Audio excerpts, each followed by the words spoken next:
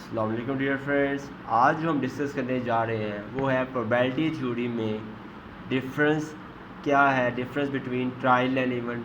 Trial and event में क्या फ़र्क है, सिंपल एंड कंपाउंड इवेंट में क्या फ़र्क है, इंडिपेंडेंट डिपेंडेंट इवेंट्स में क्या फ़र्क है। ठीक है, तो वीडियो को एंड तक आप लाजमी देखिएगा ताकि आपको कॉन्सेप्ट्स क्लियर हो सकें। चलें वीडियो को शुरू करते हैं। तो हमारा फर्स्ट डिफरेंस है ट्रायल एंड इवेंट। इवेंट की बात करें तो इवेंट अभी हमने रिसेंटली डिस्कस कर सी है। इवेंट क्या होता है, ईच पॉसिबल इवेंट हमने अभी रिसेंटली डिस्कस किया है। वो क्या होता है, each possible subset of sample space, यानी सैम्पल स्पेस का हर एक जो सबसेट होता है वो इवेंट होता है। तो हम इसमें कह सकते हैं A is event. A event क्यों होता है, क्योंकि सैम्पल स्पेस पे एलिमेंट्स कितने होते हैं, आपको पता लग गया होगा, डाइस 1 2 3 4 5। एक लूडो के दानों में कितनी साइड्स होती हैं, 6 साइड्स होती हैं। ठीक है, तो इवेंट क्या होगा, A is a subset of S. क्या होता है, A is event because first कर ले अगर ए हमारे पास 1 2 3 एलिमेंट्स हैं तो 1 2 3 एलिमेंट यहाँ मौजूद है कि नहीं मौजूद है, बिल्कुल मौजूद है, तो ए इसका सबसेट हुआ, तो ए इज इवन। अगर हम नेक्स्ट हम बात करते हैं ट्रायल। ट्रायल क्या होती है, trial is very very important topic, ये पेपर में भी बहुत दफ़ा आया हुआ है, बहुत बहुत important. Trial, what is trial? Trial को उर्दू में कहते हैं आजमाइश। तो हम कह सकते हैं इसके अंदर डेफिनेशन ये है इसकी, any particular performance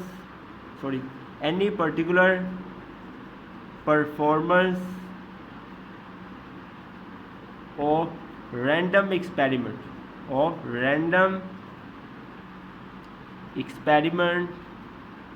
is called trial। तो डेफिनेशन क्या हुई, रैंडम एक्सपेरिमेंट की जो ख़ास परफॉर्मेंस होती है उसे हम ट्रायल कहा है। तो परफॉर्मेंस की बात करते हैं तो ये देखें, ये दाना है तो कभी 4 आ रहा है कभी 2 आ रहा है, जिससे मैं कर रहा हूँ परफॉर्म कर रहा हूँ। इसकी जो परफॉर्मेंस है, डाइस की जो परफॉर्मिंग है, ये ट्रायल है। 6 भी आ सकता है, 2 भी आ सकता है। ये ट्रायल जो है ना, आजमाइश जो है, इसकी डेफिनेशन क्या है, any particular performance of random experiment की जो परफॉर्मेंस चल रही है इसे हम ट्रायल कहा जाता है। इस तरह हम सिक्के की बात करें, हेड आए तो कभी टेल आए, तो ये किस्म की क्या है, परफॉर्मेंस है। यही परफॉर्मेंस जो होती है रैंडम एक्सपेरिमेंट की, इसे हम ट्रायल कहा जाता है। क्लियर है। नेक्स्ट हमारा टॉपिक है, तो यही डिफरेंस है इवेंट में। इवेंट सबसेट हो गया तो ट्रायल क्या हुई, परफॉर्मेंस होगी रैंडम एक्सपेरिमेंट की। ठीक है, नेक्स्ट हमारा टॉपिक है सिंपल एंड कंपाउंड इवेंट। अब हम इवेंट तो पता लग गया ना, लेकिन हमें पता होना चाहिए सिंपल इवेंट क्या होता है, कंपाउंड इवेंट क्या होता है। तो सिंपल डेफिनेशन इसकी मुश्किल कोई है नहीं। सिंपल इवेंट की बात करें हम, चलिए हम सिंपल इवेंट की पहले बात करते हैं। सिंपल इवेंट तो सिंपल है, आप कह सकते हैं N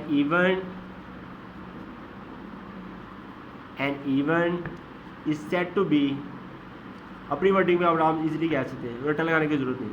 N event is said to be simple event is said to be simple event if it consists of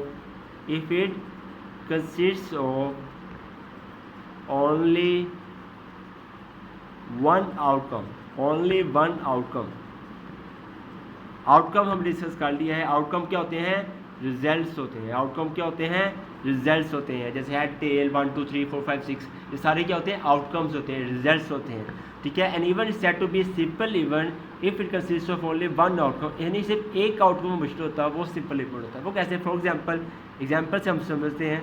for example जैसे हम कह सकते हैं, ए हमने सेट ले लिया, 1 एलिमेंट लिख लिया। ठीक है, तो ये देखिए ये इवेंट है जिसके अंदर आउटकम यानी रिजल्ट कितना है, 1 है। तो ऐसा सेट जिसमें सिर्फ ऐसा इवेंट यानी ऐसा सेट जिसके अंदर सिर्फ एक आउटकम आ जाए तो वो क्या होता है, सिंपल इवेंट। फॉर एग्जाम्पल अगर मैं कह लूँ b is equal to 4, outcome कितना है, रिजल्ट कितना है, 1 है। तो an event is said to be simple event if it consist of only 1 outcome. अगर सिर्फ एक आउटकम मुश्किल होता हो, यानी देखें ये भी आउटकम 1 है, ये भी 1 है, सिर्फ एक आउटकम मुश्किल होता हो, एक रिजल्ट में मुश्किल होता है, इसका all as simple event. Next हम डिस्कस करते हैं, हमारे पास नेक्स्ट टॉपिक है कंपाउंड इवेंट क्या होगा। सेकंड टॉपिक हमारा क्या है, compound event.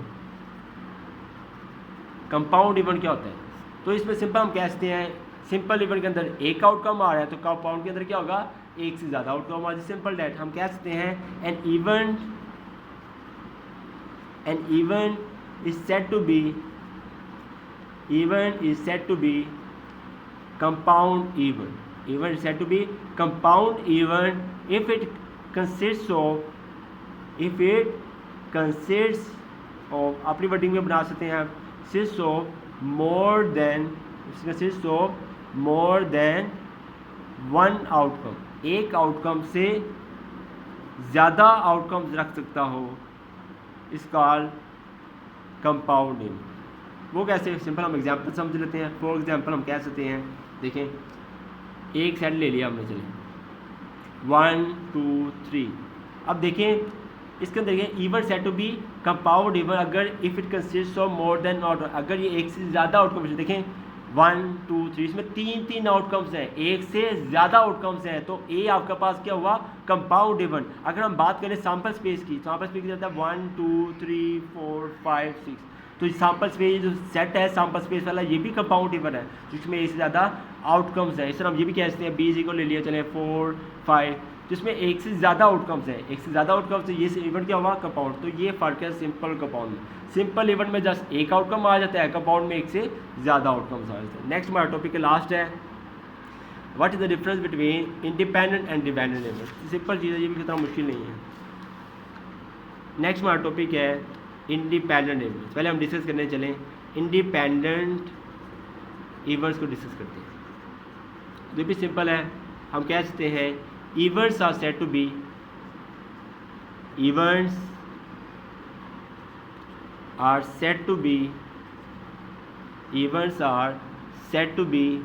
independent events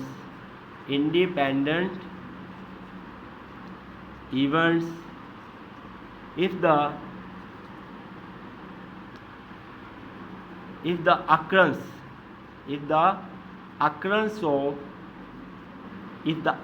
of one event does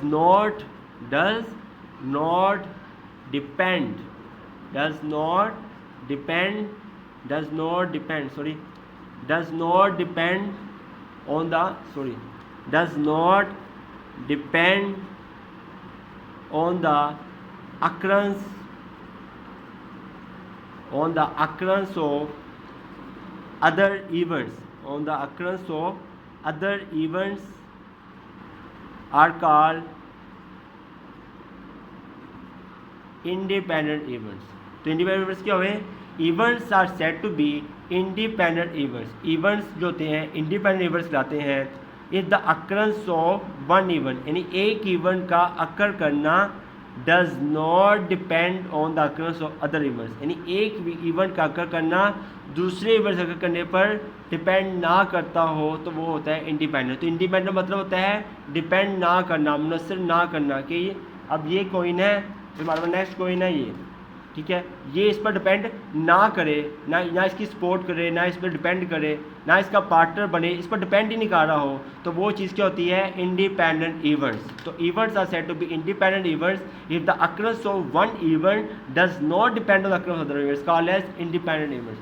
तो इंडिपेंडेंट में आपको मेन चीज़ें बतानी है, ये इसके अंदर सैम्पलिंग हमेशा ड्राइंग जब भी की जाती है, drawing is done with replacement, ये सैम्पलिंग का टॉपिक पढ़ेंगे विद रिप्लेसमेंट। तो इंडिपेंडेंट इवेंट जब भी आए तो उसमें ड्राइंग होती है विद रिप्लेसमेंट, एमसीक्यूज भी कहते हैं, बहुत इंपॉर्टेंट टॉपिक है। इंडिपेंडेंट इवेंट्स के अंदर ड्राइंग जब भी होती है तो किस तरह होती है, विद रिप्लेसमेंट में होती है, क्लियर है। नेक्स्ट हमारे पास टॉपिक है dependent events.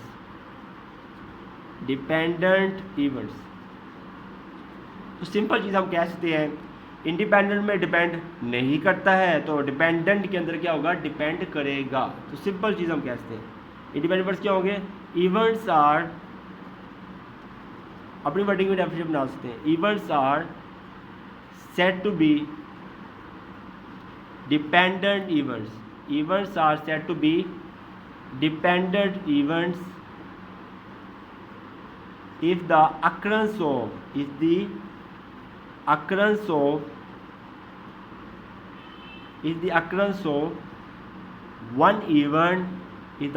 of one event depends, क्या करता हो, डिपेंड्स करता हो, depends on the occurrence of, depends on the occurrence of